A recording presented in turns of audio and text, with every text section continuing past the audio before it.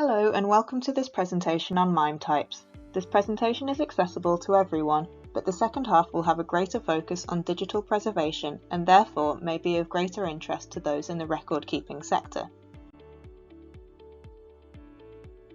By the end of this presentation, you should understand what MIME types are, including knowing a little of the history, understand what they are used for, how they are used and what they look like, understand what digital preservation is and why it is important, understand why MIME types are important in digital preservation and how they are used by record keepers.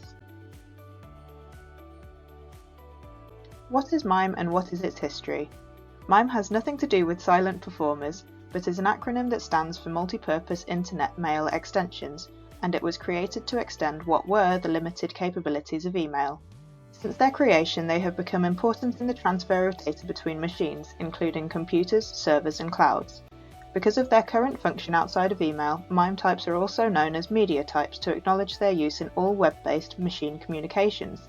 However, as it is such a catchy acronym thanks to one of the co-creators, Nathaniel Borstein, many still refer to them as MIME types, and I will be doing so for the following presentation.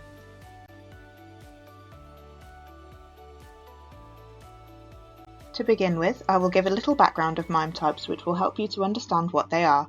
The MIME standard was proposed in 1991 by Bell Communications, specifically Nathaniel Borstein and Ned Freed, and the Internet Protocol was originally defined in June 1992.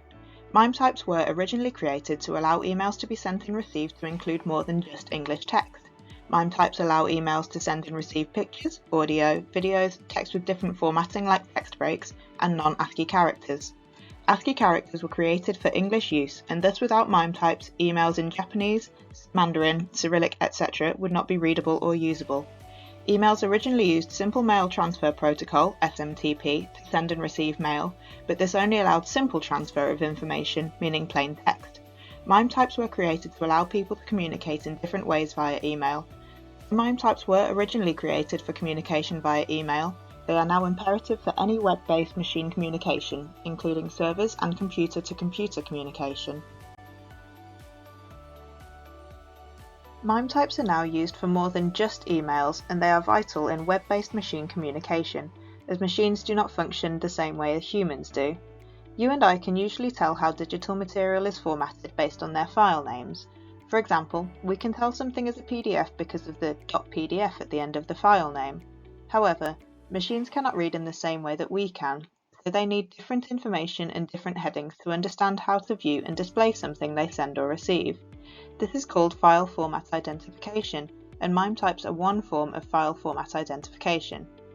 MIME types are used in communication across the internet in HTTP communication to identify the format of data such as web pages, images, and other multimedia content.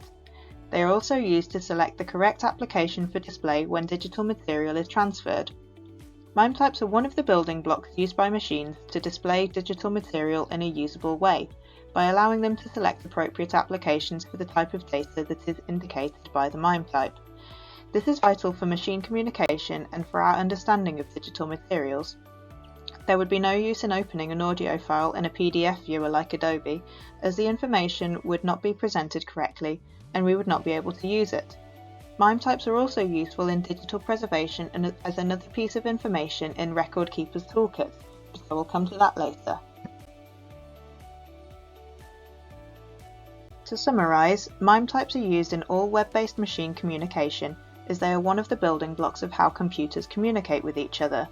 MIME types allow for the inclusion of attachments to emails, correct interpretation and display of different formats of information over the internet, including the communication of servers, both requests and responses, and they allow multimedia players to know how to display or handle the file format correctly to be usable by other machines and by us.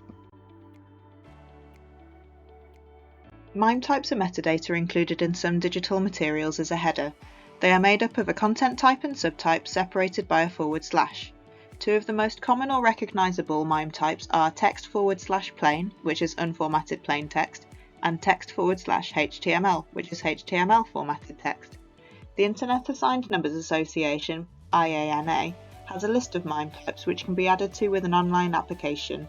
Here is a snippet of the IANA list. One of the problems associated with MIME types is that they only have two parts.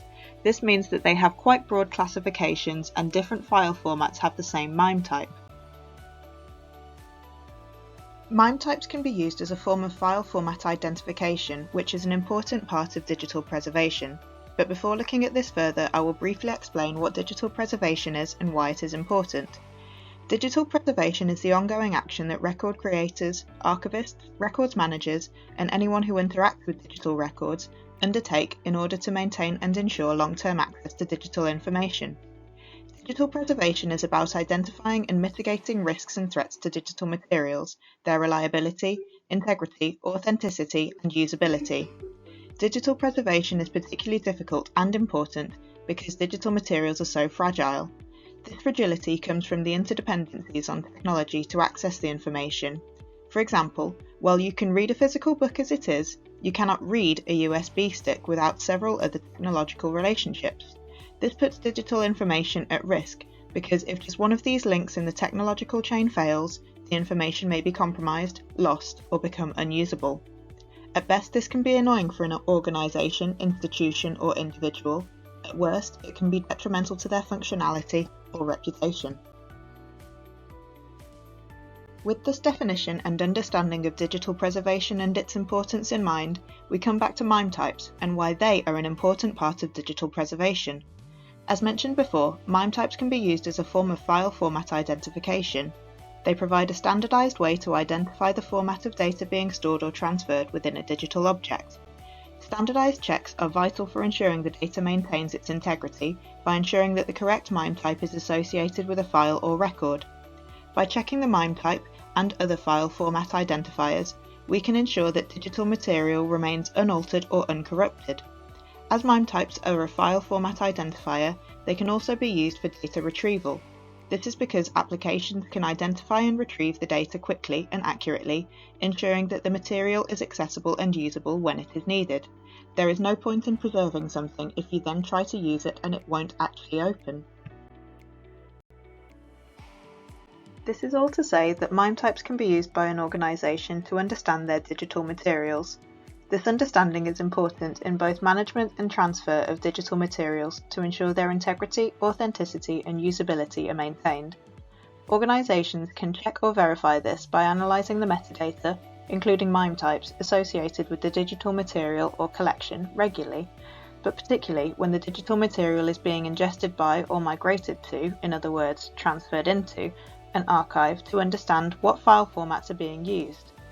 It is also good practice to regularly check file formats before and after use, as this process is where the fragile technological chain is put at greater risk of breakage or manipulation. Organisations, and particularly record keepers within the organisations, can utilise file format identification tools to extract and analyse metadata quickly and easily. Tools such as Droid, the Digital Record Object Identification tool developed by the National Archives, and Jove, the JSTOR Harvard Object Validation Environment, can be utilised to quickly extract metadata for file format identification. When using these tools, MIME types are one part of a larger picture of a digital object. The information extracted can be very useful when transferring digital objects to ensure their integrity. Unfortunately, by themselves, MIME types are not sufficient as a file format identifier. This is because, as previously mentioned, they only have two parts in their makeup, the content type and the subtype. They lack the granularity necessary to cover what the National Archives call unique identifiers, which they hold in their registry called PUID. One example of this lack of granularity is that various TIFF profiles that need independent workflows are all defined by one MIME type, image/TIFF. As well as not being very granular, some common and popular MIME types do not have official status as they are not assigned by IANA. This is not necessarily a problem for organisations, however, as they will not only use MIME types as their file format identifiers, but alone, MIME types would be insufficient as a way of understanding a digital object or ensuring its integrity, as many different file formats may have the same MIME type due to their broad classifications. From this presentation, you should now understand what MIME types are, including their history and why they were first introduced as a way to extend the capabilities of emails. You should also now understand what MIME types are currently used for, as one of the building blocks of how machines successfully communicate via the internet, and what they look like, type/subtype. You should understand what digital preservation is and why it is important, and understand how MIME types can be used as part of file format identification in digital preservation, while also recognizing their limitations and potential problems. Thank you for watching.